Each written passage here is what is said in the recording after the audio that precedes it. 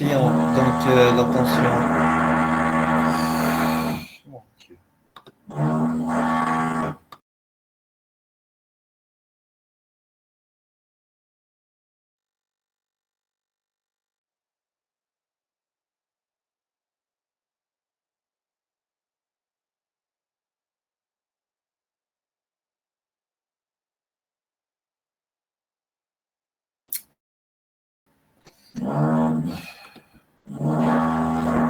Donc ici la tension entre du rotor et les 360. Elle me demande de calculer le rapport d'équivalence phase-phase. Donc, le circuit, à partir du circuit équivalent. Vous entendez ce bruit-là? كبير كاع ديرونج مون شير Je sais pas d'ailleurs قيل كان يعس فيا ولا ما كانش الوقت كاع اللي يخدم جا فيه يخدم دور. قولوا خاصنا نقرب للبيرو بالك كيف نروح. Bon, m'excuser.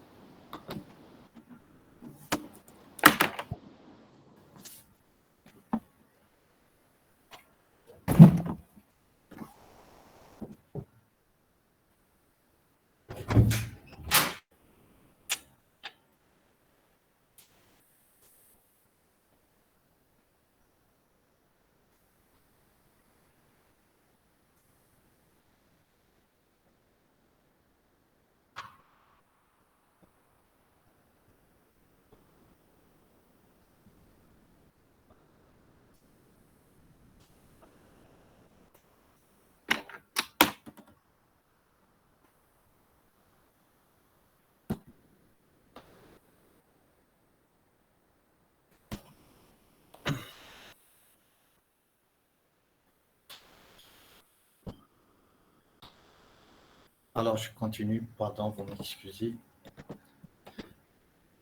Donc, ici, la première question, il nous demande de calculer donc, le rapport d'équivalence phase à phase.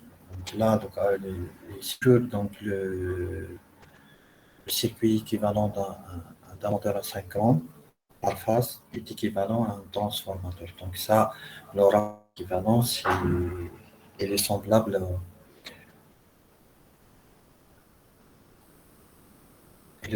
à celui qu'on calcule, donc au rapport d'équivalence qu'on calcule dans les transformateurs monophasés.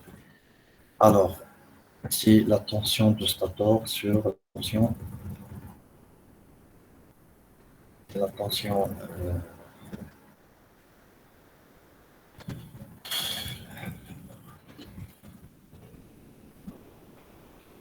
donc c'est la tension et le nombre de spires au niveau du stator, le nombre de spires au niveau du rotor, qui est égal à la tension du stator appliquée au niveau du stator sur la tension appliquée au niveau du rotor. Bien mesurée au niveau du rotor. Donc ici, la tension statorique, la machine, elle est alimentée par une source de tension triphasique de 340.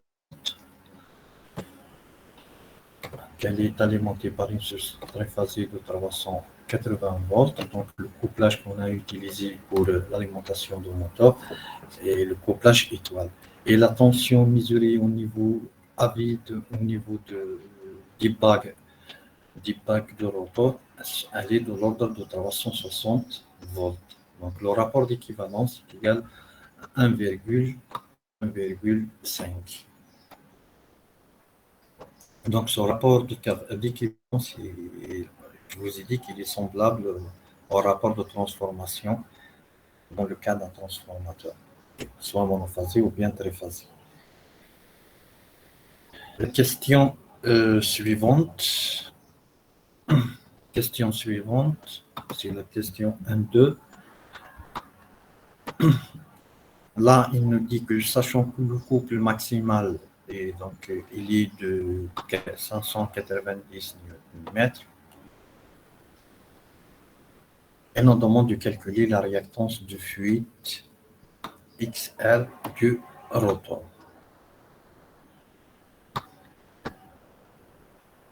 Là, on va appliquer donc l'expression de couple maximal. C'est cette expression-là.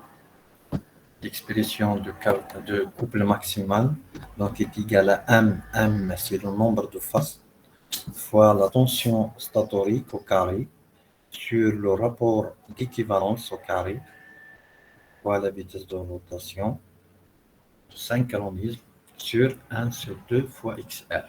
XR, c'est la réactance qu'on cherche, c'est la réactance de fuite du. Donc là, le couple maximal, on connaît sa valeur, il est de 4590 Newton-mètre. La tension aussi, on connaît sa valeur, c'est une tension simple, c'est 180 divisé par 3. Le nombre de phases aussi, c'est 3, c'est un moteur très facile. L'équivalence, on l'a calculé, reste la vitesse de synchronisme. Là, ici, la vitesse de synchronisme, on applique cette loi, c'est 60 F, c'est 60 fois la fréquence d'alimentation divisé par le nombre de paires. Ici, le nombre de paires de pôles égale à 8, donc 2P égale à 8. Vous dire que le nombre de paires de pôles égale à 2. Donc là, on applique donc 60 fois 50, pardon, fois 50 par 4. Donc la vitesse de rotation est de l'ordre de 750 tours 750 tours minute.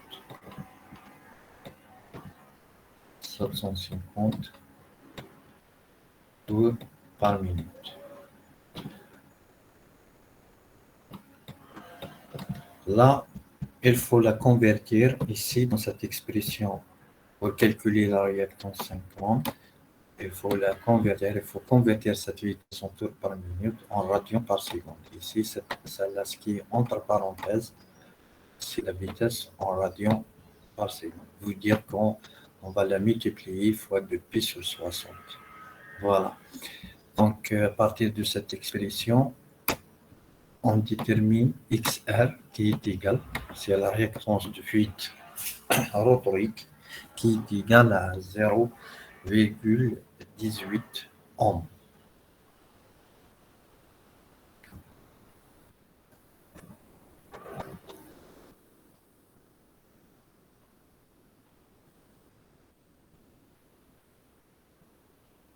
Et R. Alors, la question suivante.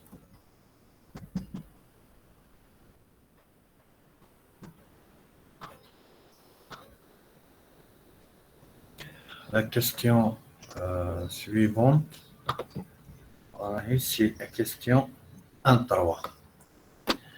Elle nous dit que la résistance mesurée entre deux bagues moteur à l'arrêt est de 0,064 ohms. On déduire la résistance RR de chacune des phases rotoriques. Donc là, on a mesuré la résistance entre phases. Donc là, c'est un rotor d'une machine pardon, asynchrone, un rotor bobinier. Donc les bagues triphasées, donc les bagues elles sont en triphasée. La résistance qu'on a mesurée ici avec un ohmmètre par exemple, ou bien la méthode de volt ampère métrique, elle est de combien? De 0,064 ohms. 0,064 ohms. هنايا واش يقولنا la question et il nous demande de calculer la résistance de chaque phase. Donc la résistance de chaque phase. Donc cette résistance-là, donc la résistance de chaque phase, RR, donc c'est égal à la résistance mesurée divisée par combien? Divisé par 2. C'est la résistance mesurée, c'est celle-là 0,064 divisé par 2. On trouve cette résistance, elle est de l'ordre de 0,032 ohms. C'est la résistance par phase. Et 0,064, c'est la résistance entre phases, ou bien entre deux phases. OK.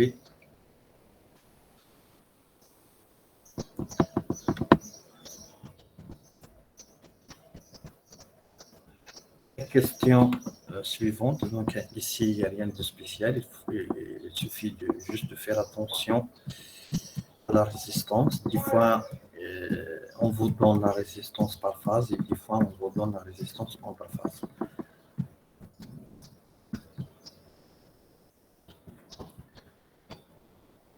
La question suivante, étude du régime nominal. Donc, on va étudier le régime nominal pour un glissement nominal de 2,45%. Donc, c'est le régime nominal du moteur qu'on veut étudier. Et on demande là de calculer la fréquence de rotation nominale. Quand on parle de la fréquence de rotation, on parle de la vitesse de rotation. C'est la même chose. Donc, la fréquence de rotation, c'est oméga R.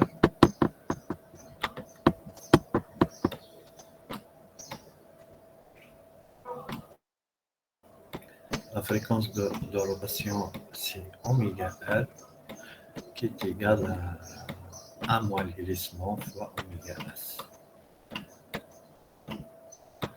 Ou bien, cette relation vient, donc oméga S, vient de l'expression du glissement. Le glissement, puisqu'on connaît la valeur de glissement, c'est 2,45%. Donc, le glissement est égal à oméga S ou bien ms. Oméga S en radians par seconde ici, moins oméga R sur oméga S, qui est égal aussi à la vitesse en tours par minute, on appelle ns, moins la vitesse de rotation de rotor divisé par la vitesse de synchronisme ns, du champ tournant ns. Ici, les vitesses, elles sont en tours par minute, il ne faut pas confondre. Elles sont en tours par minute. Et là, les vitesses, elles sont en radians par seconde.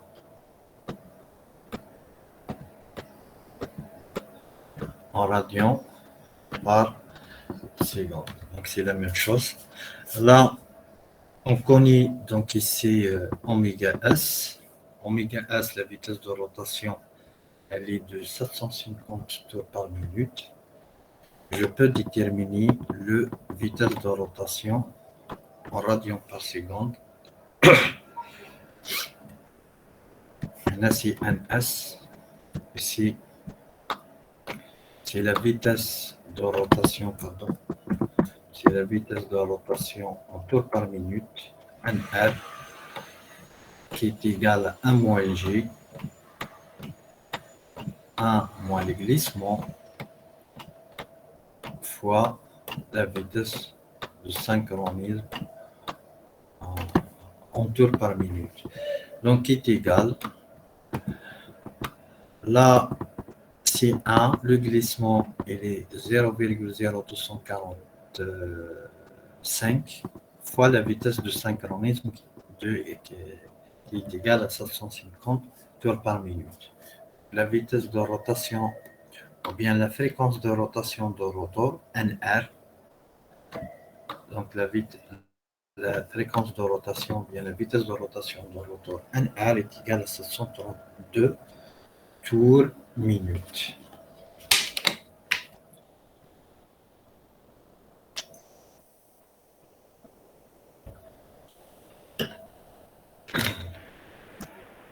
Maintenant, la question qui suit.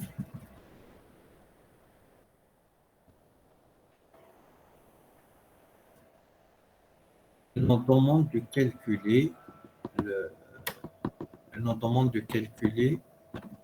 la valeur nominale du couple électromagnétique. Là, à partir de l'expression de la puissance, la puissance est égale à le couple moteur fois la vitesse de rotation du rotor. Le couple moteur, ou bien on l'appelle aussi le couple utile, la même chose. Et des fois, on l'appelle aussi le couple nominal si la machine fonctionne dans son régime nominal. Maintenant, la question que je vous pose, de quelle puissance il parle ici? De quelle puissance qu'on va utiliser? Est-ce que c'est la puissance mécanique, ou bien la puissance utile, ou bien la puissance électromagnétique?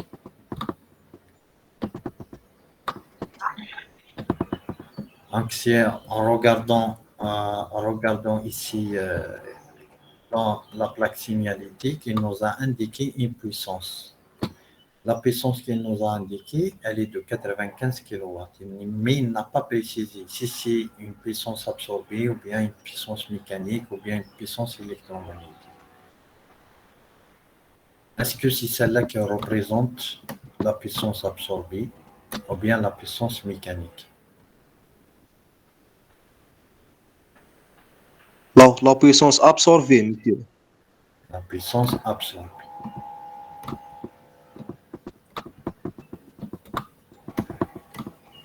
Les autres, est-ce que c'est la puissance absorbée ou bien la puissance mécanique?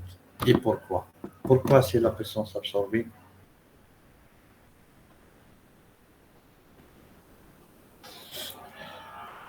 Les autres. Donc, quand la machine fonctionne en mode moteur, et dans la plaque signalétique, la puissance indiquée dans cette plaque signalétique, elle représente la puissance mécanique ou bien la puissance utile. C'est la puissance utile. Mais si la machine, par exemple, fonctionne en mode générateur, là, si la machine fonctionne en mode générateur, là, c'est une puissance fournie ou bien à la sortie. Donc là, quand la machine fonctionne en mode moteur, donc dans la plaque signalétique, la puissance indiquée, c'est une puissance à la sortie. Donc c'est une puissance mécanique. Bien la puissance utile ou bien la puissance moteur. C'est la puissance mécanique. Et si la machine fonctionne en mode générateur, ici, la sortie du générateur, on a une puissance. Cette puissance, c'est la puissance fournie au réseau. C'est une puissance utile aussi. C'est la puissance utile. Donc, il y a une puissance absorbée, c'est la puissance d'alimentation. Là, on aura une puissance mécanique. Et là, on aura une puissance électrique qu'on appelle la puissance utile, dans le cas du générateur. Ici, dans notre cas, la machine fonctionne en mode moteur. Donc, la puissance indiquée dans la plaque signalétique, c'est une puissance mécanique, ou bien une puissance utile, ce n'est pas une puissance absorbée. Faites attention à ça. Donc là, c'est une puissance mécanique, cette puissance-là, donc une puissance mécanique, cette puissance-là, elle est de 95 kW. C'est 95 000 watts. Donc, fois le couple nominal, ou bien le couple utile. utile fois la vitesse de rotation. Maintenant, pardon, c'est égal, mais pas fois, c'est égal à le couple fois la vitesse de rotation en radians par seconde. Ce qu'on cherche, nous, on cherche le couple nominal qui est égal au couple utile, qui est égal au couple utile, ou bien au couple moteur, qui est égal à cette puissance mécanique-là, divisée par la vitesse de rotation, ou bien la fréquence de rotation de rotor. Et puis l'application numérique, là, cette puissance, donc c'est ça le couple, donc égale à cette puissance mécanique divisée par la vitesse de rotation. Donc c'est 95 000 divisé par 732 fois 2 puissance 60. Je vous ai dit toujours, il faut convertir quand on calcule le couple électromagnétique ou bien le couple mécanique ou bien le couple utile, il faut toujours convertir la vitesse de rotation en radians par seconde. Donc ici, on trouve un couple de l'ordre de 1240 Nm. C'est le couple nominal de la machine. Donc c'est le couple nominal qui correspond à la vitesse nominale de la machine de 732 tours minute.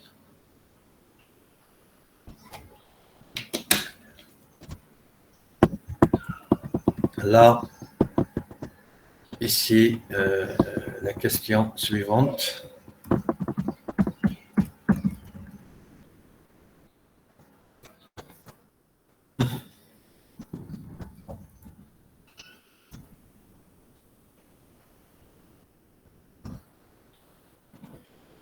Donc là, la question 2.3. À vide, le courant absorbé pratiquement réactif est de 78 ampères. On déduire le courant statorique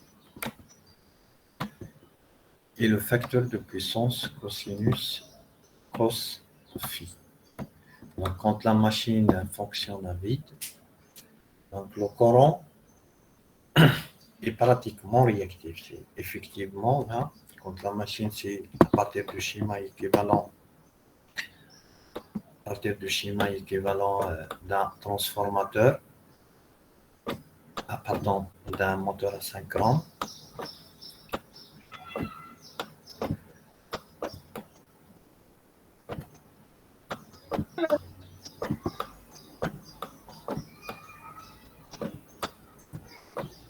Donc là, il y a la partie rotor.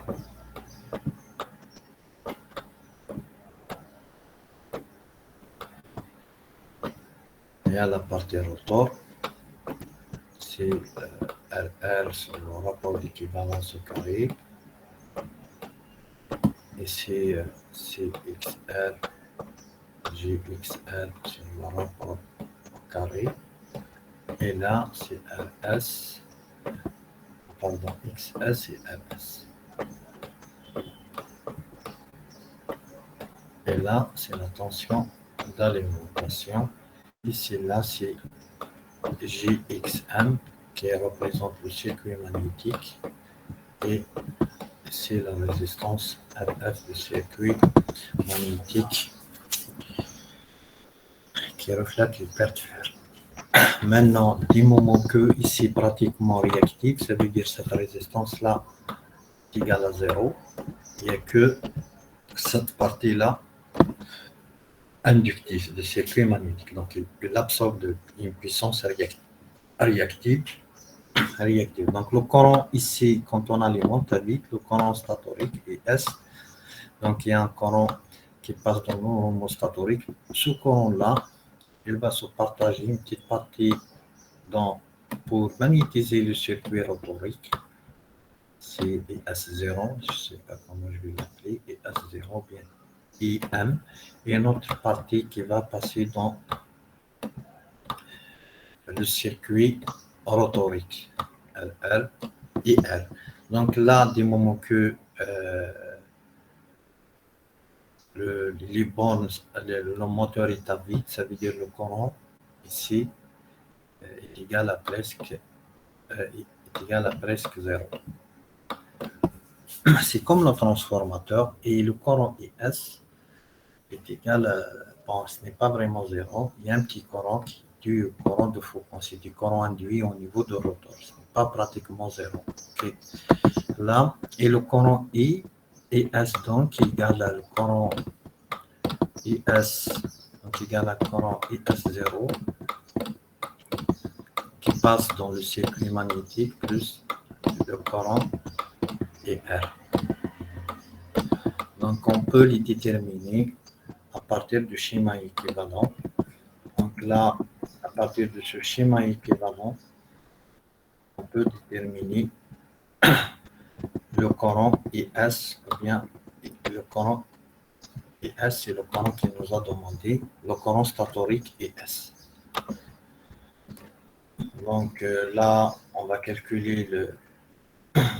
Donc c'est ça, IS, c'est I0 plus I1, sachant que I0, ici, il a précisé que c'est un courant réactif de 78 ampères.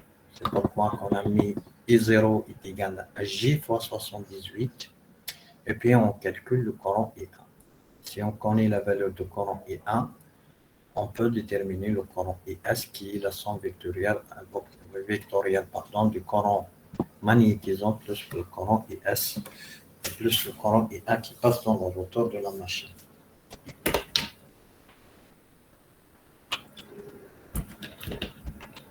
Donc là, on peut calculer les valeurs de la résistance rotorique et de la réactance de fuite rotorique pour un glissement nominal. Pour un glissement nominal, le glissement nominal il est de 2,45, il est indiqué dans l'exercice, dans l'énoncé de l'exercice, c'est de 2,45%. Donc on doit calculer les valeurs, ces valeurs-là, la réactance de fuite et la résistance de fuite pour un glissement de 2,45. Donc là, on trouve qu'il y a la résistance, elle est de 1,44 ohms, fois le rapport de transformation divisé par le glissement, et la réactance à au carré fleuré. La réactance, elle est de 0,2 ohms. Donc, c'est ces valeurs-là qu'on a calculées pour un glissement nominal.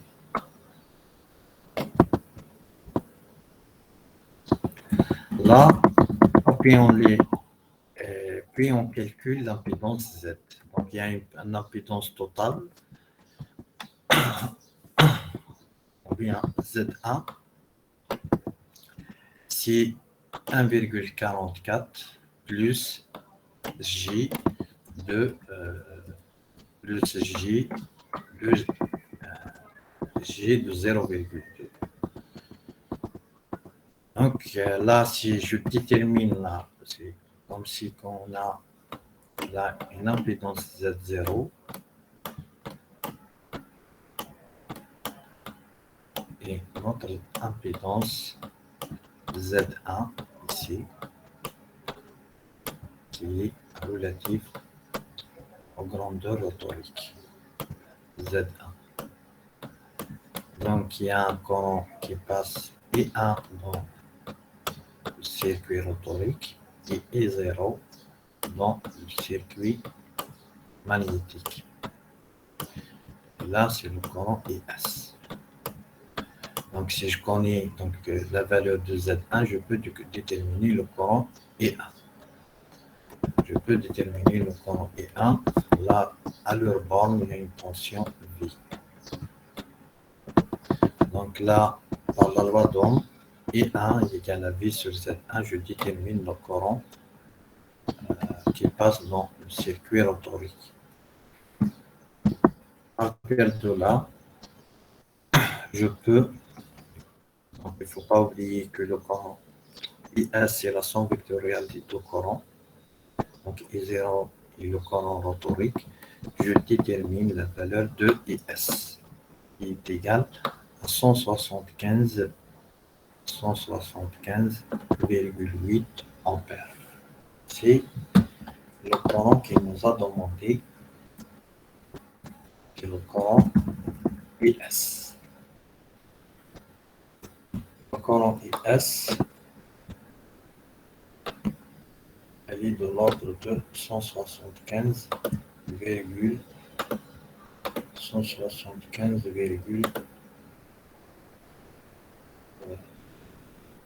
Alors, elle est de l'ordre de 175,8 ampères. Voilà. La question suivante, c'est le cos phi, le facteur de puissance. Le facteur de puissance, c'est la partie réactive de l'impédance Z1 sur la partie active. Ou bien je peux déterminer ce facteur de puissance-là en utilisant la formule, l'expression de courant IS. Donc IS, il y a une partie active, C, il y a une partie réactive. Là, I cos phi égale à la partie active du courant sur l'amplitude du courant. C'est-à-dire c'est 150,2 sur 175,8 ampères. Et on trouve un facteur de puissance de l'ordre de 0,85, bien de 85%.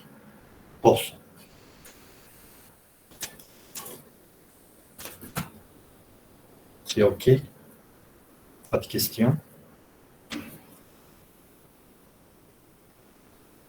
Non, monsieur. OK, on continue donc.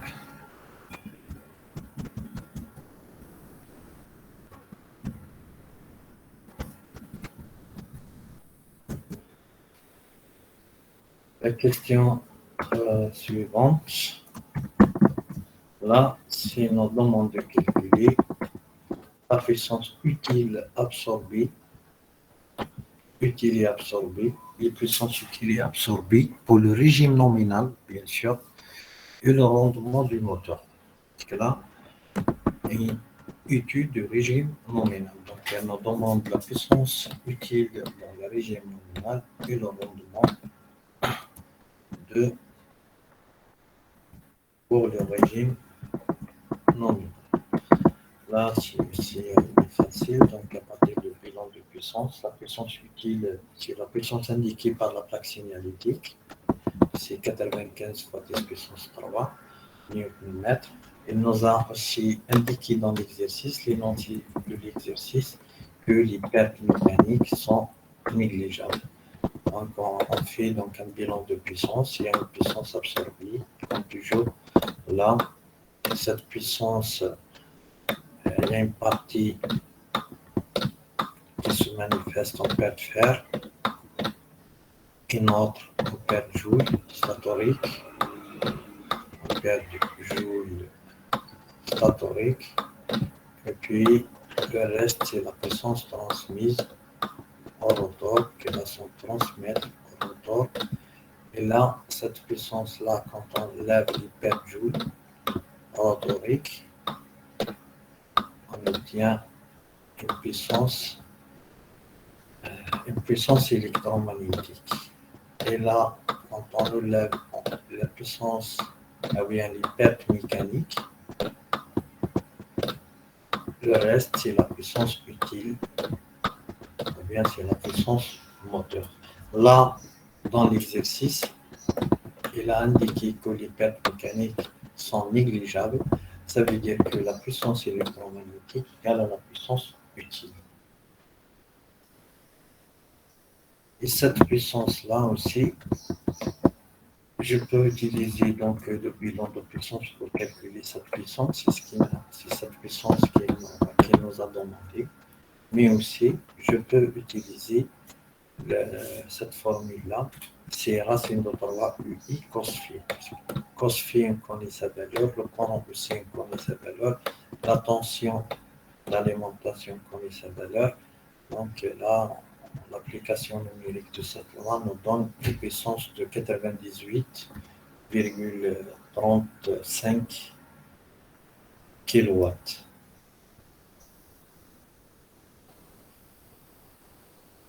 C'est OK? Donc, il y a deux manières pour calculer cette puissance. Soit en utilisant le bidon de puissance, mais là, on ne connaît pas les pertes joules statoriques et on ne connaît pas les pertes fer statoriques et on ne connaît pas aussi les pertes joules rotoriques. Bon, à défaut, les pertes joules rotoriques, on peut les calculer puisqu'on connaît la résistance rotorique. Mais là, les pertes fer statoriques, les pertes joules statoriques, on ne connaît pas la valeur de la résistance statorique. À moins qu'il l'a indiqué dans l'exercice, donc il ne l'a pas indiqué, il ne l'a pas mentionné. On ne peut pas appliquer le bilan de puissance pour déterminer la puissance absorbée. La seule, c'est d'utiliser l'expression de la puissance. La seule solution était d'utiliser l'expression de la puissance qui est égale à la racine de 3 I cos. On trouve une puissance absorbée de 98,35 kW. Et là, le rendement de la machine est égal à la puissance utile sur la puissance absorbée. Elle est de l'ordre de 96,6%. OK? C'est clair? Il n'y a pas de question. Est-ce que c'est clair?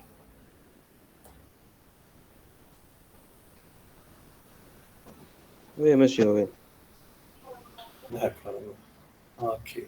Donc, c'est là, puisqu'il nous a demandé de calculer la puissance absorbée, ici, c'est fait exprès, il nous a dit que calculer, regardez dans l'exercice, c'est fait exprès, il nous a demandé de calculer la puissance utile, regarde, et la puissance absorbée. Donc, il faut faire attention, cette puissance utile, c'est la puissance indiquée dans la plaque signalétique, là, ici. À moins que, s'il précise, il dit que la 95 kW et la puissance consommée par le moteur indique, donc celle-là représente la puissance absorbée. Mais du moment qu'il a juste donné la valeur de 95 kW et il n'a pas indiqué est-ce que c'est une puissance absorbée ou utile, donc là, ça représente toujours la puissance utile. Faites attention à ça.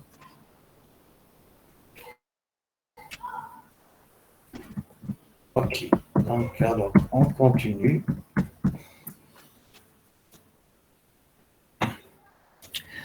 On déroule l'exercice. L'exercice, je préfère l'exercice 12, ou bien 11, l'exercice d'ailleurs.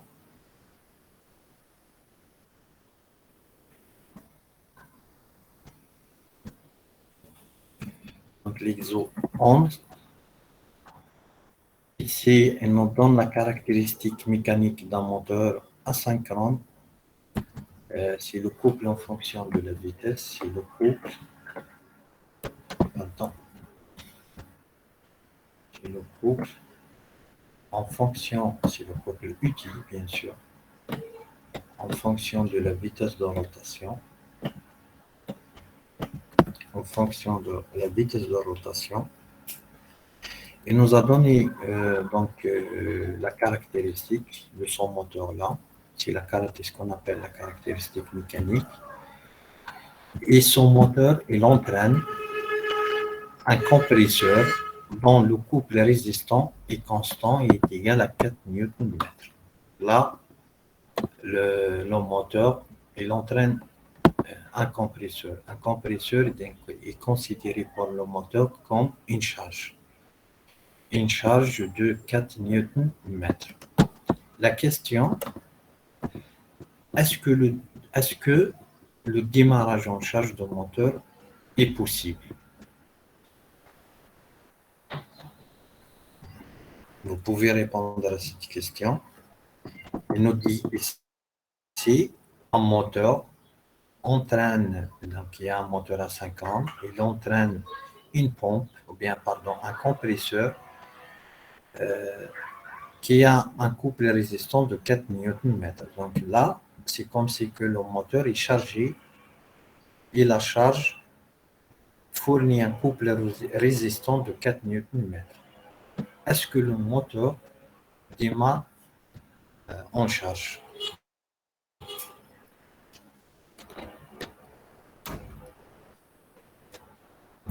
À votre avis, il démarre ou non en charge?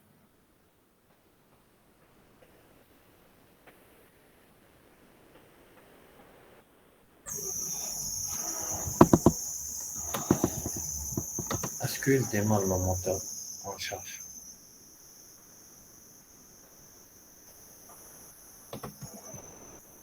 Le moteur, oui, le moteur démarre en charge. Pourquoi? Ici, regardez le couple de démarrage du moteur. C'est ici le couple de démarrage du moteur. Le couple de démarrage, il est là. Donc, il est de l'ordre est égal à 6 Nm. D'après l'échelle qu'il nous a donné, le couple de démarrage est égal à 6 Nm. Et regardez le couple résistant de la charge, il est de 4 Nm.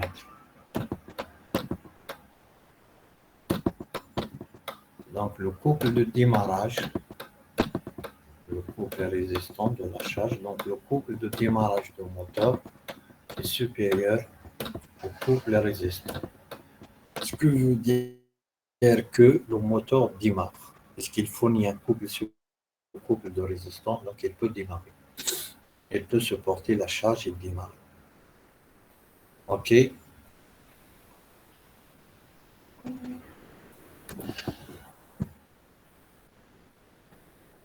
Alors, la question 1-2, Anaya, elle nous a donné la droite dans la zone utile et la droite de fonctionnement. Le couple utile est égal à moins 0,12 fois la vitesse plus 120, qui est égal, donc c'est A plus A fois oméga plus B. Cette zone utile, c'est cette droite-là. Cette droite-là, la zone de fonctionnement de moteur. Question. Déterminer dans la zone utile, il nous demande de vérifier que dans cette zone, le couple utile est égal à moins 0,12 oméga plus 120. Ça veut dire qu'elle nous demande de calculer le A et le B et de vérifier si A est égal à moins 0,12 et B est égal à 100.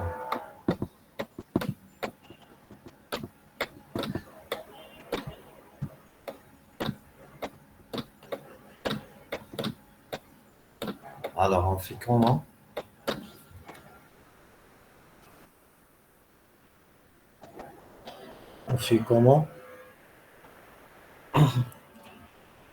Donc, pour déterminer le A et le B, il nous faut deux équations. Ça veut dire deux points de fonctionnement.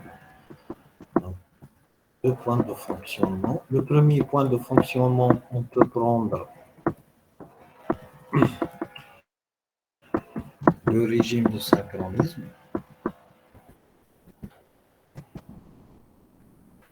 Ce point-là, c'est pour oméga A, c'est égal à 1000 tours par minute. Donc, le couple utile est égal à 0, le premier point. C'est oméga S égale, ou bien oméga S est égal à oméga R, qui est égal à 1000 tours par minute. 1000 tours minute. Tours minute.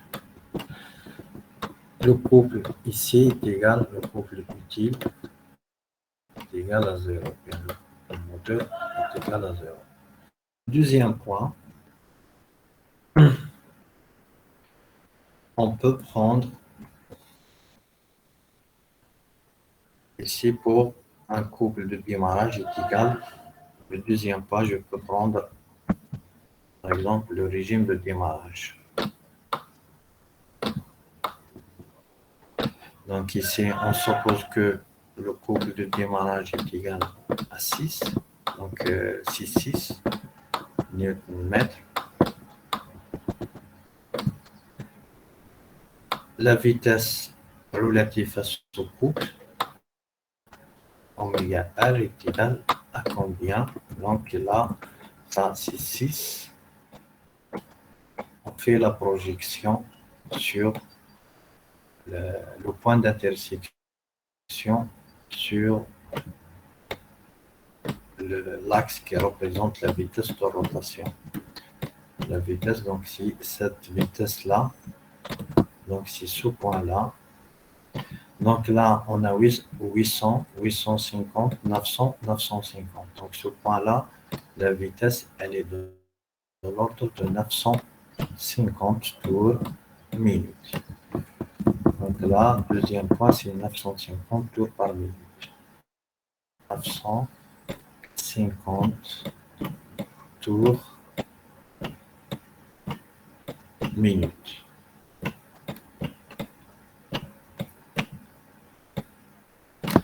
Là, donc, on a deux points, deux inconnus. On peut déterminer les coefficients A et B. Donc, le premier point, donc le couple utile est égal à 0, qui est égal à A fois la vitesse de rotation, c'est égal à 1000, plus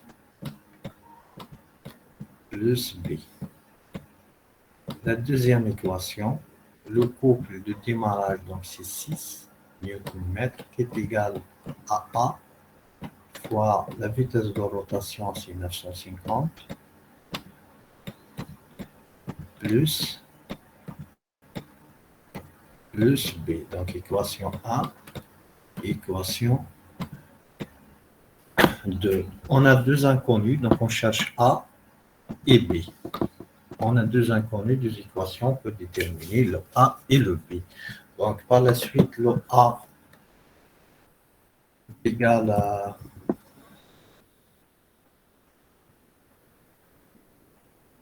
divisé 11. Voilà, c'est le point. Voilà, c'est ça. On trouve A est égal à moins 0,12 et le B est égal à 120. Donc le est égal à 120. C'est exactement la droite qui nous a donné ici. C'est cette droite-là. A, on a trouvé A moins 0,12.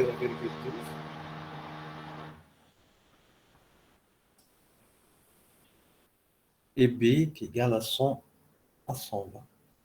Donc, on a vérifié que exactement A est égal à ce coefficient-là, moins 0,12, et le B est égal à 100. OK?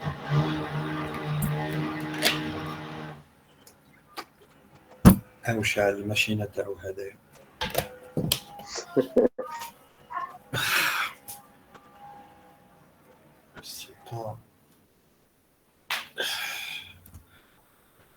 Monsieur, C'est OK? Oui. A fois 1000 منين جبناها؟ من الجراف. هاي لي. On a pris le point هذايا. Le premier point, c'est le point compte la vitesse de rotation de rotor égale à la vitesse de synchronie, c'est-à-dire 1000. 1000 tours par minute. Là, le couple, regardez d'après la caractéristique, le couple utile est égal à 0. À la bihad, à 0. Le deuxième point, on a pris ce point-là, puisqu'on connaît la valeur théo. Le couple, c'est 6 Newton-mètres. C'est 6 Newton-mètres. On fait la projection sur l'axe, donc l'intersection de cette droite-là. avec cette courbe, cette caractéristique, nous donne la vitesse de rotation qui est égale à 950 tours par minute. Donc, on dit deuxième point. Le deuxième point, le couple elle est de 6 newtons et la vitesse de rotation, elle est de l'ordre de 950 tours par minute. Puis, on écrit les équations terminales. Donc, la première équation qui est relative au premier point, c'est 0 qui est égal à 0. Le couple phi A égale à 0, il est là, c'est ce point-là, qui est égal à 1000 à cette vitesse-là, plus B. Le deuxième point, c'est celui-là. Le couple est égal à 6 Nm, qui est égal à A fois la vitesse de rotation, c'est celle-là, 950, plus B. Donc, on a deux équations, deux inconnues. D'accord? Oui, merci. D'accord, de rien. Alors, on continue s'il n'y a pas d'autres questions. Là, pour déterminer les points de fonctionnement, il faut utiliser le graphe. على بها عطاكم le graphe.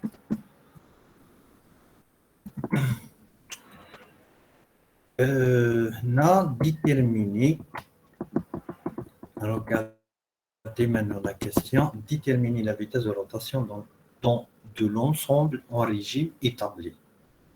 En régime établi, vous dire, si on cherche la vitesse de rotation quand le moteur entraîne un compresseur qui fournit un couple de 4 Nm.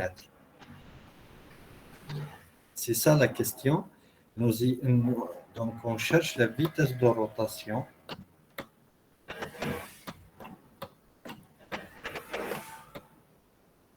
relative à une charge de 4 Nm. Alors, maintenant, nous, on a vérifié cette relation. On sait que dans la zone utile, dans cette zone-là,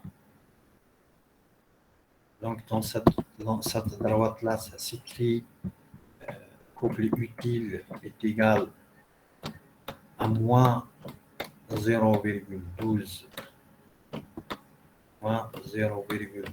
oméga plus 120. Plus 120. Maintenant, oméga, c'est cet oméga-là. Pour un couple résistant est égal à 4 newtons. Donc, le couple utile est égal au couple résistant dans son point-là. Donc, 0. Donc, 1, 2, 3 et 4. 4, il est là. Donc là, c'est une droite constante. L'intersection avec cette droite-là nous donne un point de fonctionnement. C'est cette vitesse qu'on cherche. Donc, on peut la déterminer soit graphiquement, ou bien en utilisant l'équation, cette équation. Là, on ne peut pas être précis. Regardez 800, 850 là, 900, 950 ici. Là, on ne sait pas. Est-ce que c'est 900 et c'est 950? Est-ce que c'est 960? Est-ce que c'est 970? On ne sait pas. De préférence d'utiliser donc l'application numérique, cette formule-là. Là, à ce point-là, ce point de fonctionnement ici, le couple résistant, ou bien, le couple utile égale au couple résistant qui est égal à 4 Nm. 4 Nm. Donc, je cherche cette vitesse de rotation, celle-là. Cette vitesse de rotation, c'est celle-là. J'ai oméga 1. Donc, c'est 4 qui est égal à moins 0,12. Donc, moins 0,12 oméga 1 plus 120. L'inconnu ici, c'est oméga 1. Donc, je peux la déterminer de cette équation-là. On trouve une vitesse de rotation. On trouve une vitesse de rotation de l'ordre de 900 والوتر ب 967 طول minute. ماشي ما سمعناش. اسمح لي بالك يطفينا هذايا الماشينة تاعو. Donc là, pardon. Donc ici, à partir de cette équation, comme je vous ai dit là, pour un point de fonctionnement qui représente l'intersection de ce couple résistant qui est égal à 4 newtons avec la droite de fonctionnement ici, ce point-là. À ce point-là, le couple résistant est égal au couple, le couple utile égal au couple résistant. Là, il y a la 4.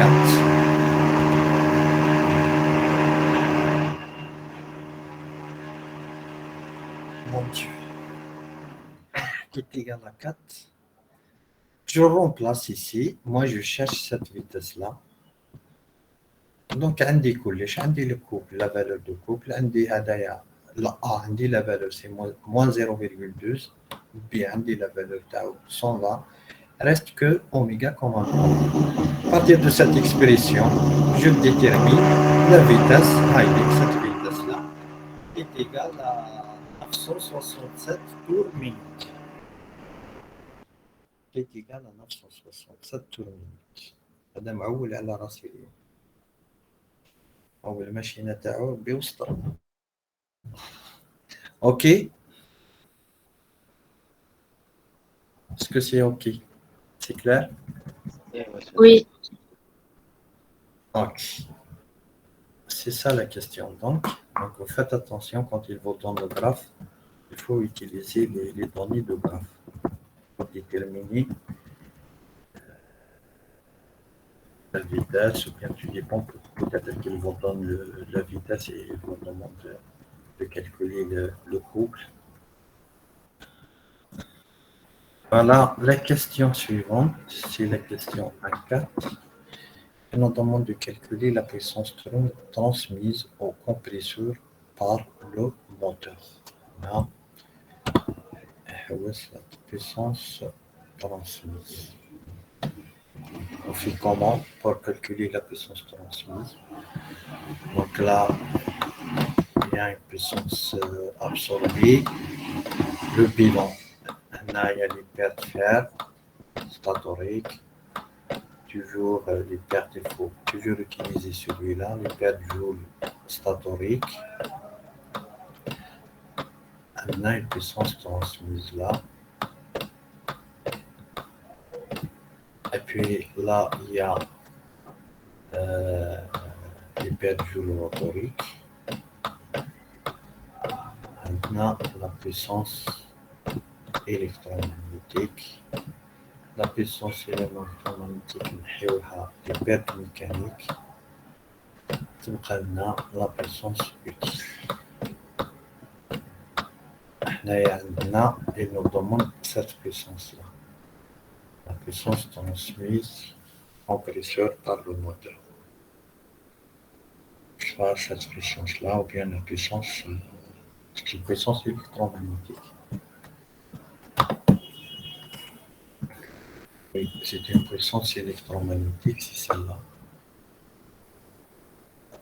Là, on ne va pas utiliser cette puissance-là, ce n'est pas celle-là qui nous demande, puisque d'après les questions, la puissance transmise au compresseur, donc c'est une puissance utile. C'est la puissance utile qui est égale à le couple utile fois la vitesse de rotation. Le couple utile, c'est le couple résistant qui est égal à 4. La vitesse, on l'a calculée, c'est cette vitesse-là. Cette vitesse-là. 967 fois 2 pi sur 60. Donc, il faut toujours convertir en radians par seconde. On trouve une puissance de 405 watts.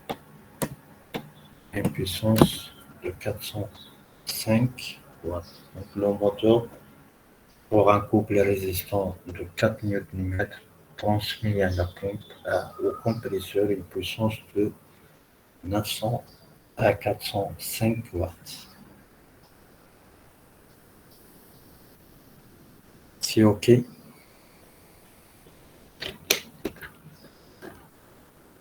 Monsieur. OK. Alors, Donc l'exercice, je ne sais pas ce qu'on va faire. C'est l'exercice 12 ou bien l'autre exercice. Alors l'exercice 12. Allez-y, on continue. On va faire ensemble l'exercice 12.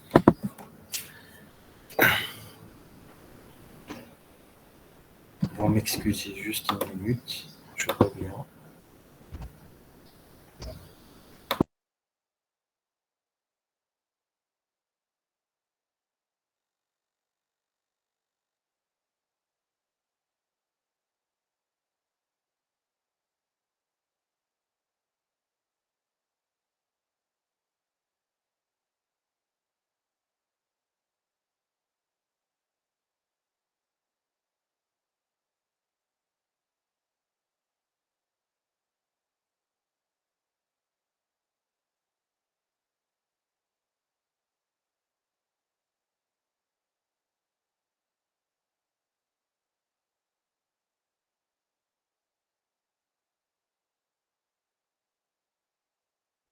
يا ما اعرفش نسمع.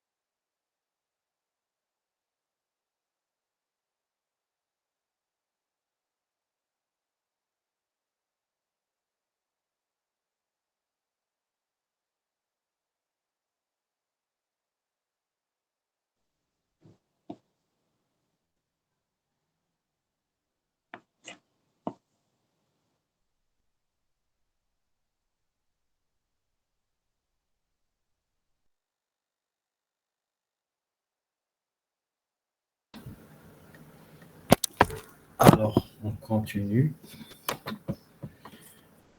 Là, on nous dit qu'un moteur à 5 ans, tétrapolaire,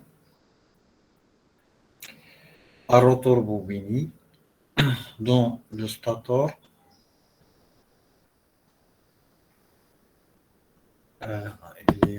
dont le stator et le rotor sont couplés en étoile. Donc, c'est le couplage étoile, est alimenté par un réseau triphasé de 380 volts, 50 Hz. Là, il nous a indiqué la résistance statorique, RS égale à 0,2 ohm, pardon. C'est une résistance mesurée entre deux phases. Et aussi, il nous a indiqué la résistance rotorique, qui est égale à 0,46 ohm, qui est aussi résistance mesurée entre deux phases. On a relevé,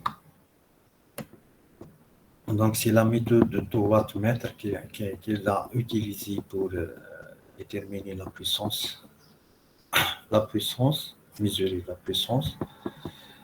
À vide, la puissance, le wattmètre P entre la phase 1 et la phase 3, il a indiqué une puissance de 1465 watts. Et le wattmètre entre la phase 2 et la phase 3, il a indiqué une puissance de moins 675 watts. La fréquence rotorique, elle est de 0,2 Hz. Et on charge le wattmètre installé entre la phase 1 et la phase 3 a indiqué une puissance de 15,5 kW. Et le wattmètre installé entre la phase 2 et 3, il a indiqué une puissance de 7500 watts. Et ici, la fréquence rotorique, elle est de 2,5 Hz. On donne ici les pertes. Les pertes fer, elles sont de l'ordre de 380 watts. Les questions. Calculer le facteur de puissance, cos phi, le courant absorbé, et S, et puis la vitesse de rotation, c'est oméga R, le rendement de la machine en charge.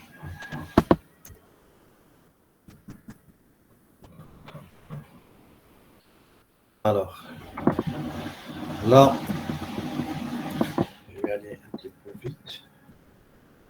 Donc, la puissance ici, puis la puissance active, c'est la somme de deux puissances mesurée par les deux wattmètres, donc est égale à 23 000 watts. Et la puissance réactive, c'est la racine de 3, la différence entre la puissance mesurée entre les deux wattmètres.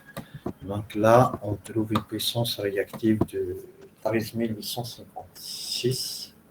Là, je peux déterminer le cos phi, c'est-à-dire l'angle phi, et le cos phi. On trouve qu'un cos phi, il est de l'ordre de 0,86, ou bien 86%.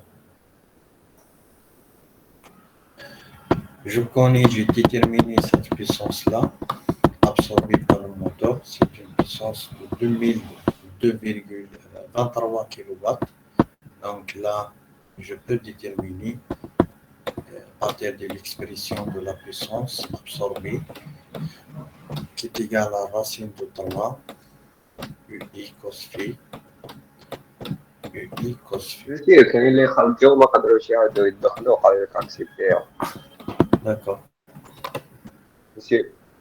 Ok, c'est fait. C'est bon, c'est fait. Je les ai acceptés. D'accord.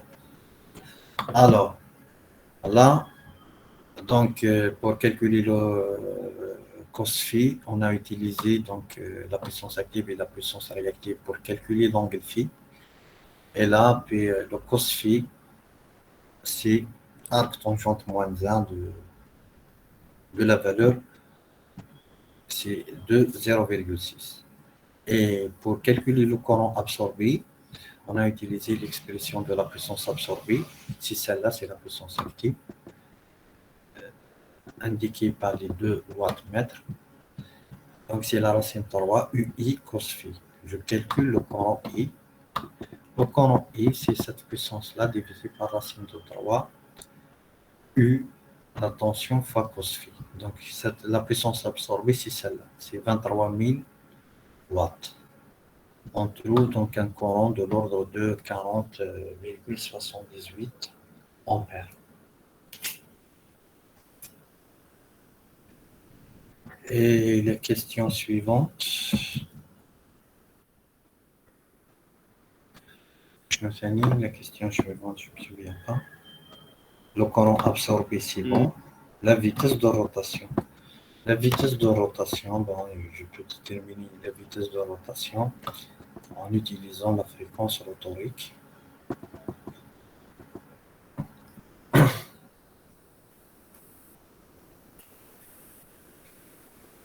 Donc là, le glissement, c'est ça, la vitesse de rotation.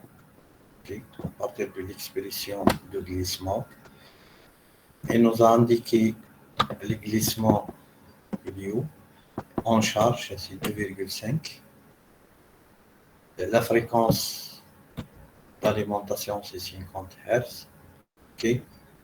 Pardon, ce n'est pas ça, il nous a donné la fréquence rotorique de 2,5 et la fréquence statorique de 50 Hz, ou bien la fréquence du courant d'alimentation, elle est de 50 Hz. Je peux déterminer le glissement à partir de ces deux. Là, le glissement, c'est la fréquence. C'est combien? C'est FR sur FS. C'est la fréquence des courants rotoriques, c'est la fréquence des courant statorique. Voilà, donc là, FR c'est 2,5. Sur FS c'est 50 Hz. On trouve un glissement de l'ordre de 0,05 ou bien 5%. Si je détermine les glissements, si je connais la valeur de glissement, maintenant je peux déterminer la valeur de la vitesse de rotation, sachant que les glissements, c'est la vitesse de rotation, c'est la vitesse de rotation du champ tournement, moins la vitesse de rotation de rotor sur la vitesse de rotation du champ tournement. J'applique les glissements indés. La vitesse de rotation, c'est celle que je cherche. La vitesse de synchronisme bien du champ tournant, je peux la calculer, puisqu'il nous a indiqué ici le nombre de paires de pôles. Donc, si 2π est égal à 4 tétrapolaires, c'est 4 pôles. Ok, je peux déterminer le nombre de paires de pôles. Et là, pour une vitesse, pour une machine qui a 4 pôles, la vitesse de rotation, c'est 1500. Oméga S, c'est 60 fois la fréquence, c'est 50, divisé par le nombre de paires de pôles, qui est égal à 2. Donc 3000 divisé par 2, c'est 1500 tours par minute. 1500 tours par minute. Là, je remplace ici dans cette expression. Donc là, je détermine la vitesse de rotation. Celle-là, c'est NR, ce n'est pas oméga R. C'est NR en tours par minute. Elle est de l'ordre de 1425 tours minute. D'accord? Maintenant, ici, Monsieur, oui, كيفاش عرفنا le nombre de pôles؟ il est indiqué dans l'exercice, dans l'énoncé de l'exercice. كيفاش عرفنا le nombre de pôles؟ Oui, il nous a dit qu'un moteur asynchrone tétrapolaire. Tétrapolaire, maintenant, 2π est égal à 4. Tétrapolaire, maintenant, le nombre de pôles est égal à 4. Là. OK? Il nous a dit, par exemple, un moteur asynchrone hexapolaire. Hexapolaire, ça veut dire 2π est égal à 6. OK? Donc, il y en a tétrapolaire, c'est 2π est égal à 4. Alors, je continue. Donc, à partir de l'expression de glissement, je détermine la vitesse de rotation. Maintenant, le rendement du moteur. On cherche le rendement du moteur, donc on doit calculer l'hyperjoule statorique.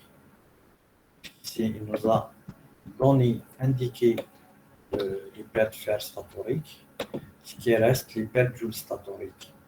L'hyperjoule statorique, mais là, il nous a indiqué aussi la résistance statorique en termes de phase et la résistance rotorique en termes de phase. Donc, je peux calculer l'hyperjoule à partir de cette expression. L'hyperjoule statorique, c'est 3 sur 2 la résistance fois le courant statorique au carré, bien le courant absorbé au carré. Je remplace par des valeurs, on trouve les pertes statoriques qui sont de 500 watts. Les pertes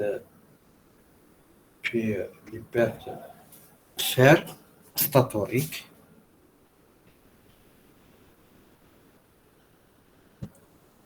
عندنا les pertes fer statoriques شحال les pertes fer statoriques, il est indiqué dans l'énoncé de l'exercice, c'est égal à 380 watts.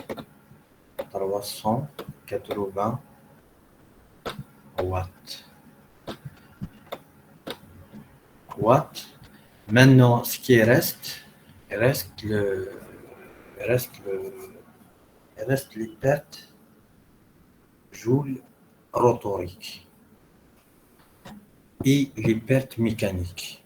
Donc, je dois tracer le bilan de puissance.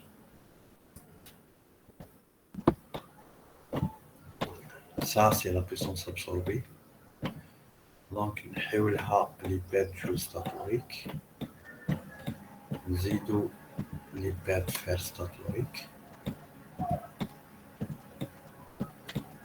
Fer statorique. قلنا la puissance transmise.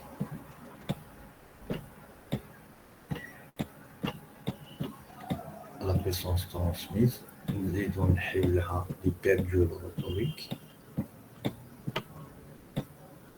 قلنا la puissance électromagnétique. نحيولها les pertes mécaniques. وقلنا la puissance utile, c'est celle-là. Ce qui reste, donc c'est à la sortie, c'est la puissance utile. Maintenant, les pertes joules statoriques, on l'a calculé, puisqu'on connaît la valeur de la résistance statorique, c'est 3 sur 2 fois la petite résistance RS, fois le courant IS au carré. Les pertes fer statoriques, elles sont données dans l'énoncé de l'exercice. C'est 300 watts à 380 watts. هذه les pertes joules, je crois calculinاها لقينا 500 watts. 500 watts. Donc je peux calculer la puissance transmise. La puissance transmise, c'est la puissance absorbée, moins les pertes joules statoriques et les pertes fer statoriques. Mais aussi, si je connais la valeur de la puissance transmise, je peux calculer les pertes joules rotoriques. Donc, il y a deux manières de calculer les pertes joules rotoriques. Soit on utilise Hadaya.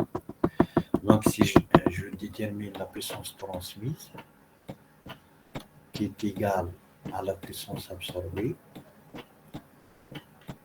moins les pertes joules statoriques, moins les pertes fer statoriques. Les pertes fer statoriques. Donc, si puissance absorbée, c'est 23 000, je crois, c'est 23 000, c'est ça. Donc, c'est 23 000.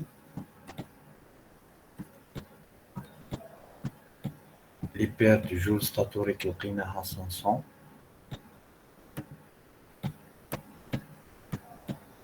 Et les pertes fer عطاها لنا stator c'est 380.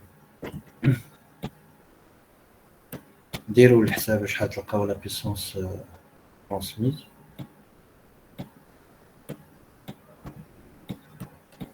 Moi j'ai pas de calculatrice ici. C'est... Attends.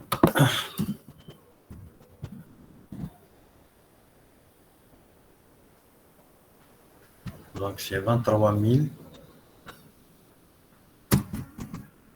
moins 500 moins 380. 22 120.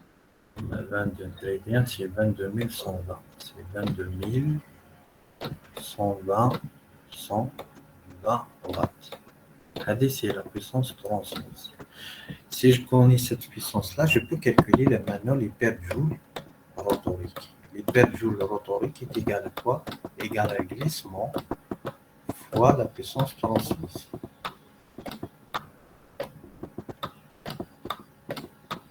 Le glissement, لقينا un glissement, شحال le glissement de 0,05 fois cette puissance-là fois 22 120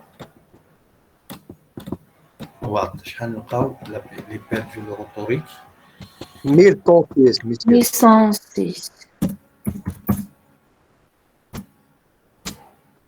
Voilà, c'est 1106.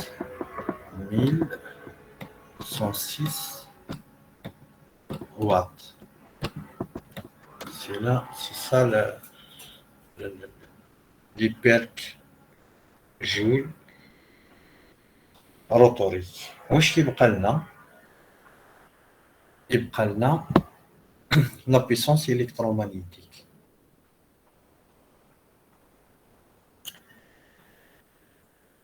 Donc cette puissance électromagnétique égale à la puissance transmise moins l'hyperjoule rotorique. Cette puissance-là, électromagnétique, égale à la puissance transmise, ça veut dire 22 120 moins l'hyperjoule rotorique. Donc on trouve bien.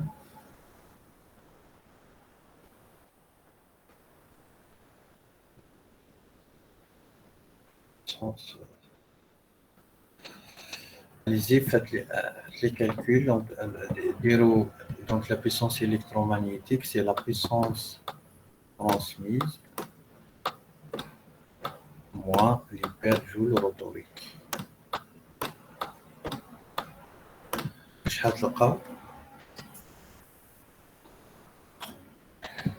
Attends, c'est 22 000 moins 22 000.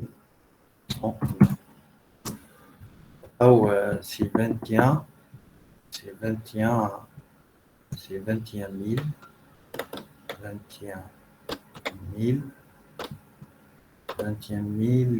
000 014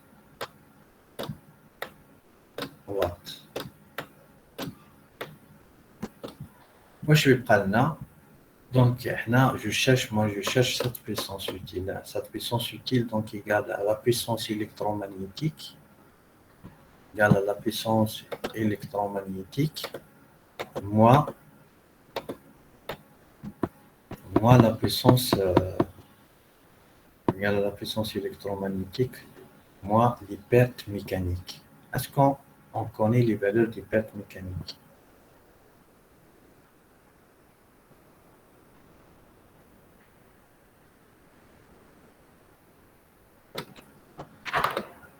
Donc, les pertes mécaniques, regardez si elles sont déterminées.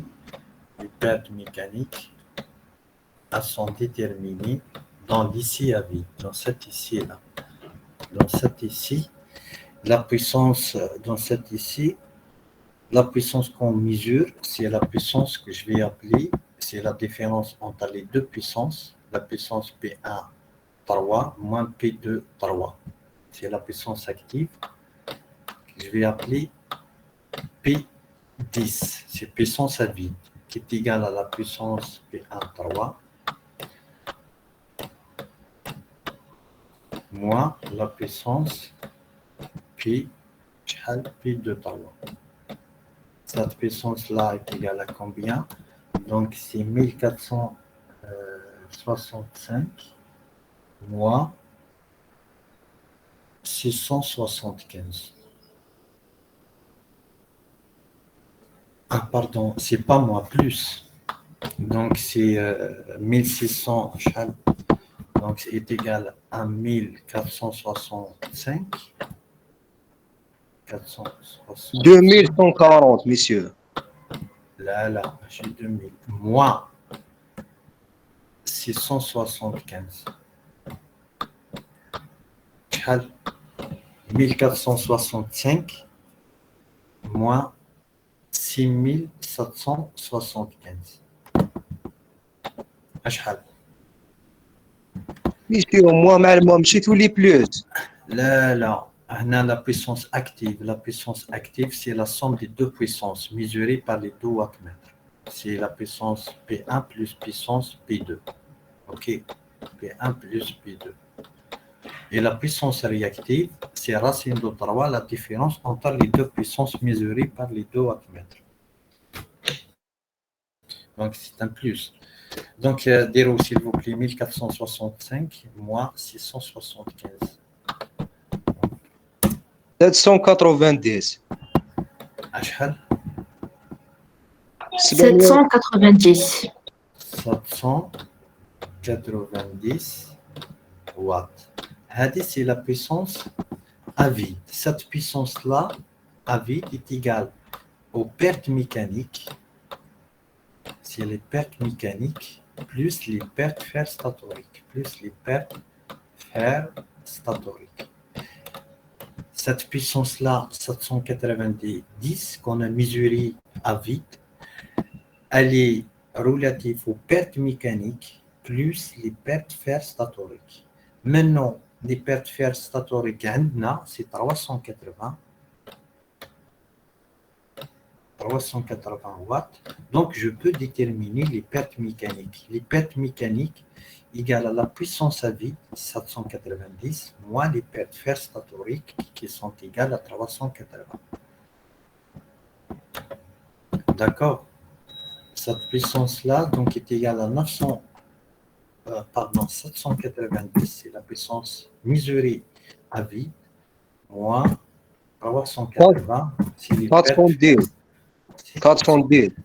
est égal à 410. Très bien. 410 watts.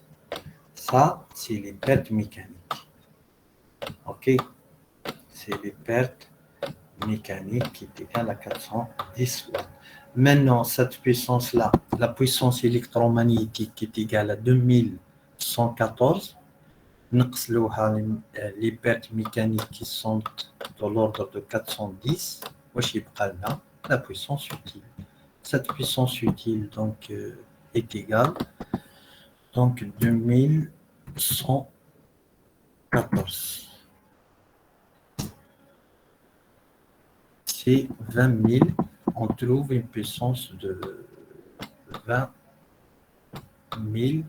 604 watts. C'est la puissance utile. D'accord? Là, je peux calculer maintenant le rendement. Le rendement, c'est la puissance utile à la sortie sur la puissance absorbée à l'entrée. D'accord, les jeunes? Donc là, le rendement, cette puissance-là, c'est 20 604 divisé par la puissance absorbée qui est égale à la puissance absorbée. On l'a calculé, c'est 23 000. Donc, on trouve un rendement de 89,6%. فهمتوا comment on a calculé les pertes mécaniques. Donc, les pertes mécaniques, on les a calculées à partir de la puissance mesurée à vide. La puissance mesurée à vide, c'est P10, qui est égal à la puissance indiquée par le wattmètre 1 plus la puissance indiquée par le wattmètre 2, qui est égal aussi aux pertes mécaniques plus les pertes fer statoriques. Voilà. Donc là, on connaît leur valeur. Donc la puissance P1,3 plus P2,3, la valeur d'Ahon. On a trouvé, je crois, c'est 790 watts. On a trouvé 790 watts. Donc 790 égale les pertes mécaniques plus les pertes fer statoriques. Les pertes fer statoriques, elles sont de l'ordre de 380 watts. Maintenant, les pertes mécaniques. Donc les pertes mécaniques égale à la puissance à vide quand le moteur marche à vide moins les pertes fer statoriques, qui est égal à 790 moins 380. On a trouvé 410 watts. des watts. Il y a les pertes mécaniques. Donc, cette quantité perte mécanique, la puissance électromagnétique, cette puissance-là, les pertes mécaniques, on détermine la puissance utile. Et là, on peut par la suite calculer le rendement du moteur qui est égal à la puissance à la sortie, c'est la puissance utile, divisé par la puissance à l'entrée, qui est la puissance absorbée. On a trouvé un rendement de 86 à 89,6%. C'est clair? Est-ce que c'est clair? Donc l'astuce ici, c'est au niveau de calcul des pertes mécaniques. C'est tout.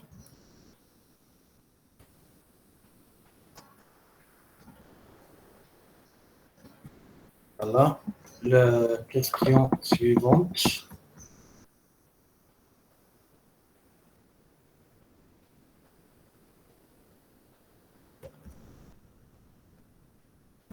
La question suivante, c'est deux.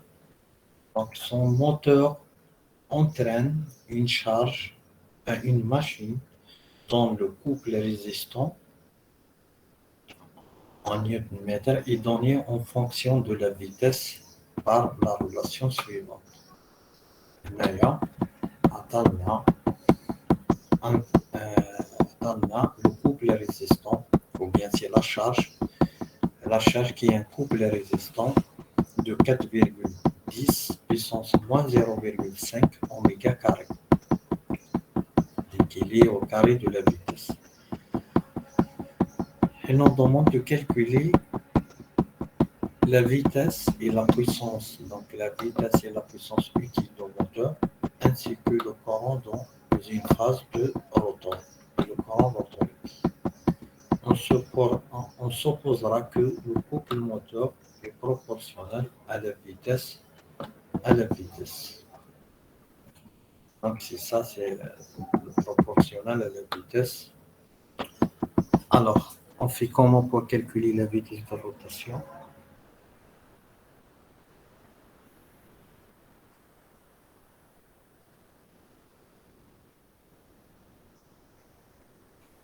Donc ici, je peux vous expliquer Naya.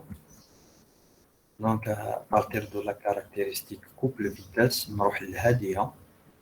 donc au lieu de dessiner, je vais l'expliquer ici. Donc la caractéristique de couple en fonction de la vitesse, elle est ainsi.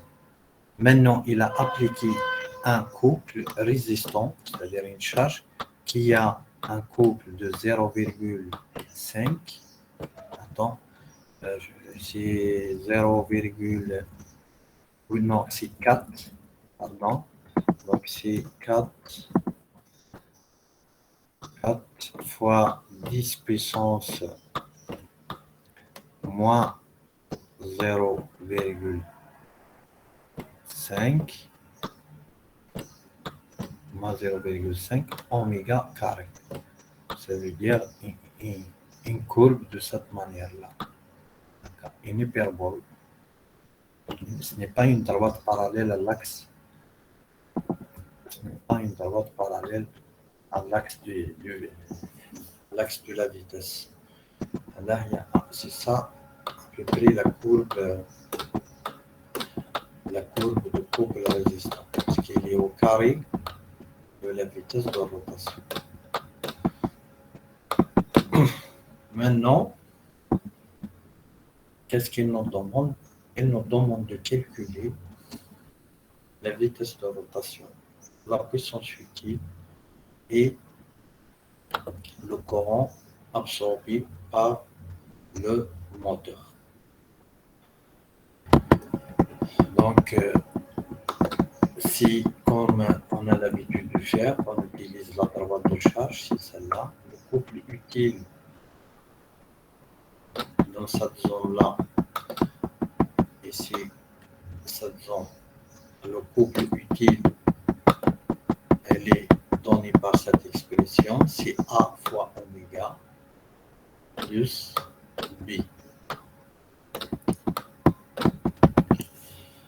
Donc je peux,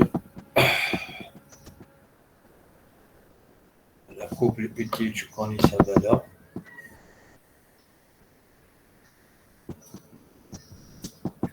Puisque je connais le couple, la puissance utile et la vitesse de rotation de rotor. Ainsi le fonctionnement nominal. Donc, il est de l'ordre de 138 Nm. Et s'il est jeune, c'est la même chose. C'est-à-dire pour déterminer le A, le B, il me faut 2 points. Un point, je peux le prendre ici.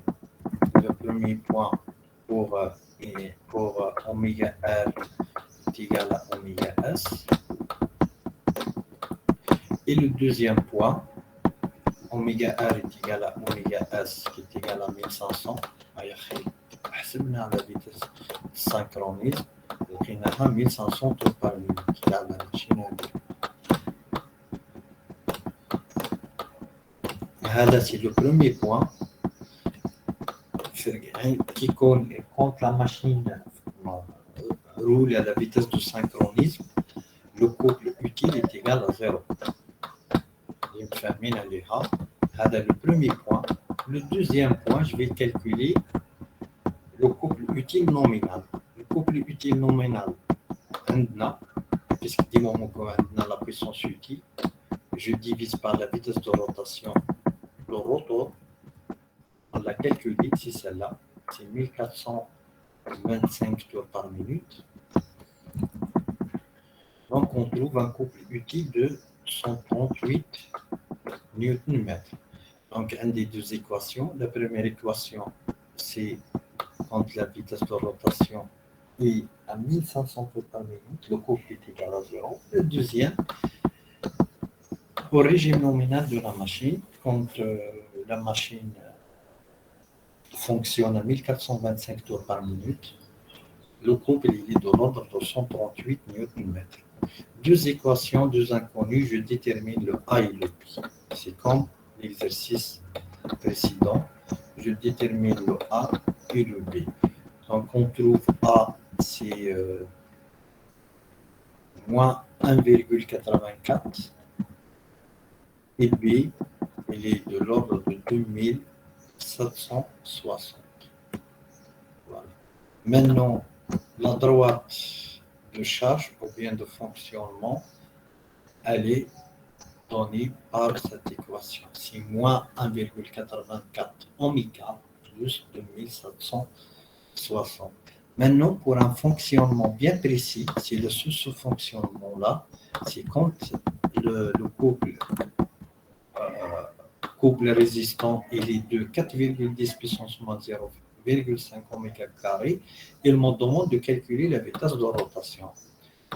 C'est-à-dire à l'intersection de ce point-là, au point de fonctionnement, c'est-à-dire le couple résistant, il y a le couple utile. Je remplace l'expression de couple résistant dans cette expression, c'est 4 fois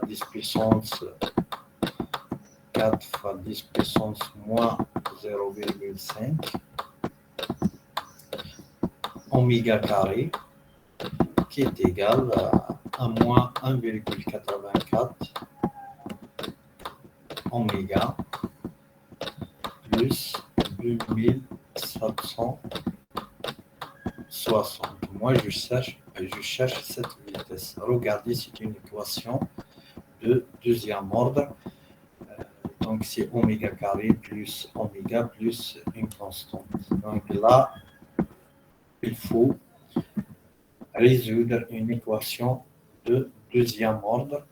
Cette équation-là permet à deux solutions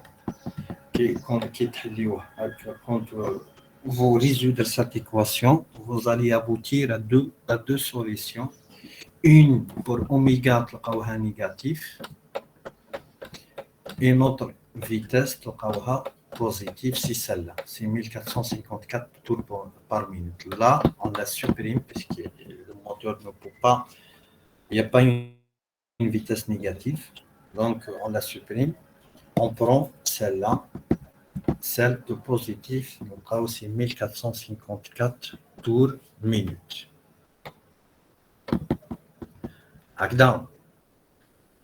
Maintenant, le couple, maintenant je peux remplacer ici dans l'expression de couple, maintenant, pour calculer le couple utile qui est égal à 80,6, c'est-à-dire je remplace la vitesse de rotation du moteur maintenant, puisque ici c'est oméga carré. De l'expression de couple résistant, c'est 4 fois 10 puissance moins 0,5 fois 1454 au carré. Nous avons un couple utile de l'ordre de 84,6 Nm. ما على باليش اشكو فهمتوا ولا ما فهمتوش. Je continue. Est-ce que c'est OK? Oui, monsieur. Vous suivez, vous arrivez à suivre et à comprendre. Monsieur, merci. Oui, monsieur. D'accord, je continue donc.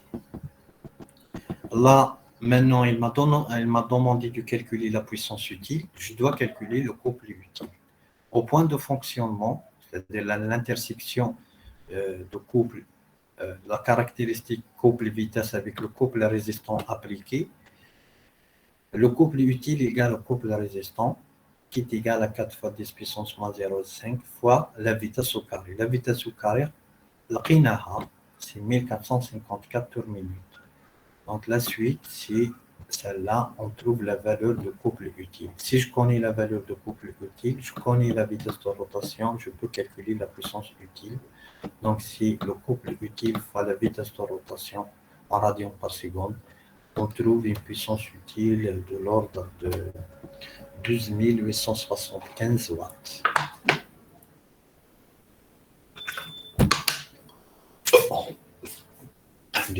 Et ce qu'il nous a demandé, là, ce qu'il nous a demandé, c'est la puissance utile. Maintenant, pour le courant dans une phase en rotorique, on a la résistance rotorique, je peux calculer le courant rotorique. Donc, l'hyperjule rotorique, c'est 3 sur 2 fois la résistance rotorique fois le courant rotorique carré. Et là, je calcule les pertes.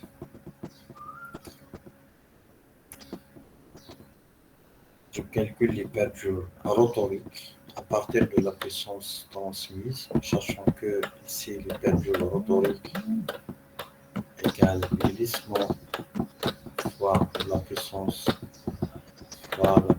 transmise. Donc, cette puissance-là, on a la valeur d'A, je connais la valeur de la puissance transmise. Ou bien, je dois la calculer. Je connais la valeur de la puissance transmise. Là. Voilà. Et puis, je remplace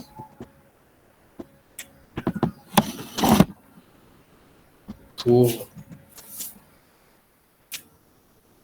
calculer. Attends, je dois revenir à ce qu'on a calculé ou pas, parce qu'on a la valeur de la puissance transmise ici. Là, c'est autre chose. Maintenant, son moteur entraîne une machine de couple résistant, donné en fonction de la vitesse de rotation. Calculer proportionnel, calculer la résistance météo en série. Là. On a calculé la puissance transmise ou non?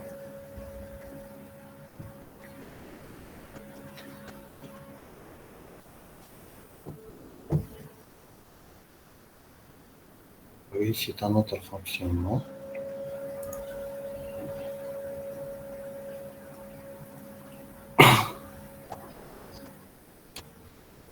Alors, on fait comment pour calculer cette puissance?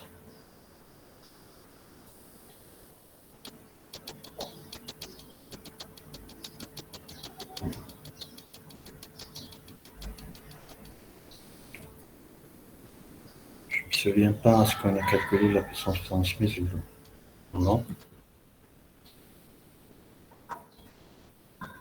Donc c'est un autre. Mais là, c'est le 1604. C'est autre chose. Donc ici, on a appliqué une autre charge. Ça veut dire que même la puissance transmise va se changer. Et même aussi les pertes, elles vont changer. Très bien. Voilà, ok. Ok, donc on n'a pas calculé la puissance, on ne connaît pas, donc je dois faire ce bilan-là. Là, la puissance, pour ce point de fonctionnement, quand on a appliqué une charge de couple résistante de 4 fois 10 puissance moins 0,5 oméga carré, là, la puissance, on a les pertes joules, donc on aura une puissance différente que la première, les pertes ferstatoriques. Et là, c'est la puissance transmise. Puis, un des pertes joules rotoriques. J'ai la puissance électromagnétique. Et les pertes mécaniques. Et là, j'ai la puissance absolue. Ah, pardon, la puissance utile. Là, je peux calculer donc, là, les pertes joules rotoriques par cette puissance-là. Les pertes joules rotoriques est égale à quoi? Est égale à le glissement fois la puissance transmise. Et la puissance électromagnétique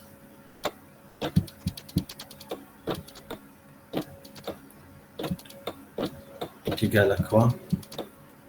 Est égale à la puissance transmise moins les pertes joules rotoriques. Joule rotorique qui est égale à la puissance transmise, donc c'est les pertes joules rotoriques divisé par le glissement. Je remplace moins les pertes joules rotoriques. Moins les pertes joules rotoriques. Donc là, on obtient une relation de cette manière-là. Donc là, c'est ça. Les pertes, par la suite, on obtient une relation en fonction de la puissance électromagnétique. Les pertes joules rotoriques est égal au glissement fois la puissance électromagnétique sur 1 moins G fois 1 moins G. Sachant que le glissement, je peux le calculer. C'est la vitesse de rotation qu'on a calculée en haut, ici, c'est celle-là, c'est 1454. Donc on a appliqué une charge de 4 fois 10 puissance moins 5 oméga carré. On trouve un glissement de 0,03. Et là, la puissance électromagnétique, cette puissance-là, électromagnétique, je peux la calculer à partir de ces deux pylônes de puissance. Donc, c'est la puissance, les puissances électromagnétiques égale à la puissance utile plus les pertes mécaniques. Les pertes mécaniques, c'est des pertes constantes. On les a calculées dans les questions précédentes. C'est 410 watts. La puissance utile, on l'a calculée dans la question précédente, c'est 12 875 watts. C'est 12 875 watts. Donc là, je peux calculer la puissance électromagnétique qui est égale à la somme des deux. À la somme, on trouve une puissance de l'ordre de puissance électromagnétique de 13 285 watts. Je remplace la valeur de la puissance électromagnétique dans l'expression des pertes joules, c'est-à-dire dans cette expression, c'est J fois la puissance électromagnétique fois 1 moins J. Le glissement, c'est 0,03 fois la puissance transmise 13285 divisé par 1 moins 0,03. Je détermine l'hyperjoule rotorique. L'hyperjoule rotorique, elles sont de l'ordre de 411 watts. Et puis, je remplace en valeur l'hyperjoule rotorique dans cette expression, l'expression de courant rotorique. C'est racine de 3 sur l'hyperjoule rotorique, 2 sur 3 l'hyperjoule rotorique sur la résistance rotorique. Je détermine le courant rotorique qui est égal à 24,4 ampères. D'accord? D'ailleurs, ici, dans cet exercice-là, dans le deuxième exercice, c'est au niveau du calcul de perte joule.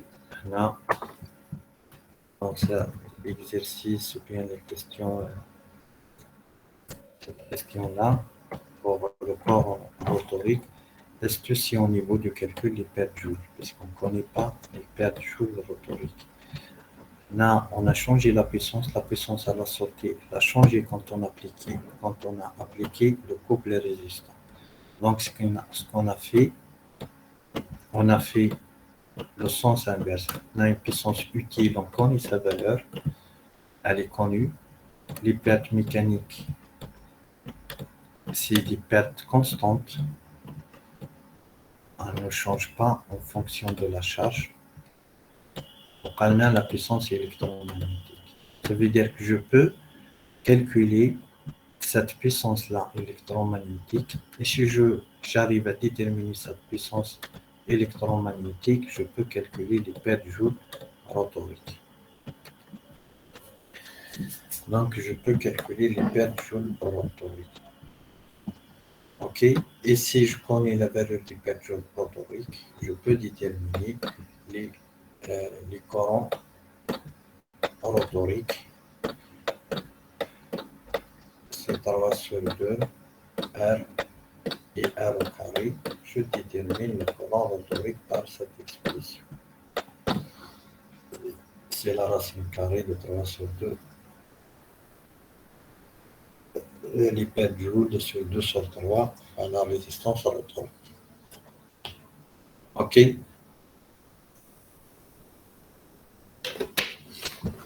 C'est OK?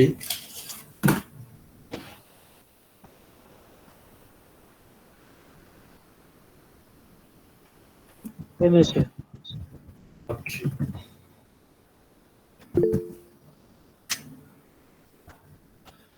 La troisième question,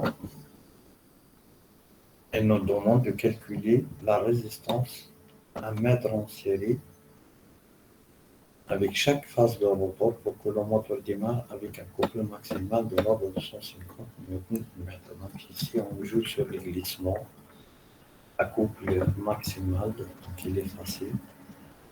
Donc ici, couple maximal, on applique cette loi.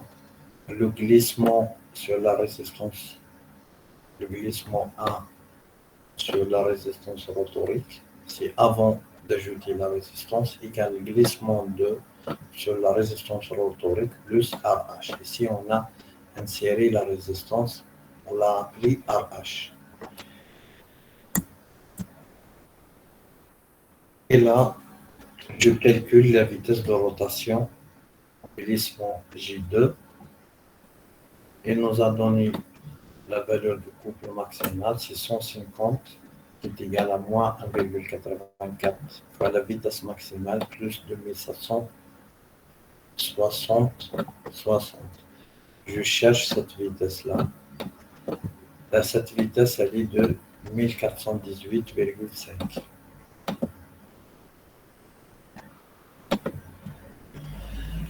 On a utilisé cette formule-là pour ce qu'elle est donnée dans la droite utile. C'est celle-là, c'est ça la droite utile. Bien, on C'est moins 1,84 oméga plus 2770. Donc là, pour un couple maximal, on a une vitesse maximale. On l'a remplacé ici. Il nous a fourni la valeur de couple maximal qui est égale à 150 Nm. Je le remplace dans cette expression. On va l'écrire de cette manière-là. Donc, c'est 1 moins 1,84 plus oméga max plus 2771. Je cherche J2. Puisque J2 est égal à oméga S moins oméga max sur oméga S. Donc, je dois déterminer oméga S. On a trouvé oméga S de 1418. Je calcule J2. On le trouve que c'est 0,054. Là, je remplace maintenant dans cette expression à couple maximal. On a toujours G1 sur R1. Donc, la réactance XR est égale à 0. Tend vers 0. Reste que les résistances G1 sur R1 égale à G2 sur R1 plus RH. Je détermine la résistance RH qu'il faut rajouter en série avec la résistance rotorique pour que la machine démarre à couple maximal de 950 Nm. OK. C'est OK. Voilà, s'il n'y a pas de questions, on arrête là. On a terminé donc la série. Il faut préparer pour l'interro. L'interro aura lieu cette semaine, Inch'Allah. Okay. Il faut qu'on fasse l'interrogation. Vous préparez la série, cette série-là, et la série de transformateurs monophasiques. Donc, pour le corriger de cette série, je vais l'envoyer au délégué. Monsieur, Oui. لازم نديرو l'intero parce que عندنا بزاف لا شارج هاد لا سمان. لازم نديرو l'intero. On n'a pas le choix, malheureusement.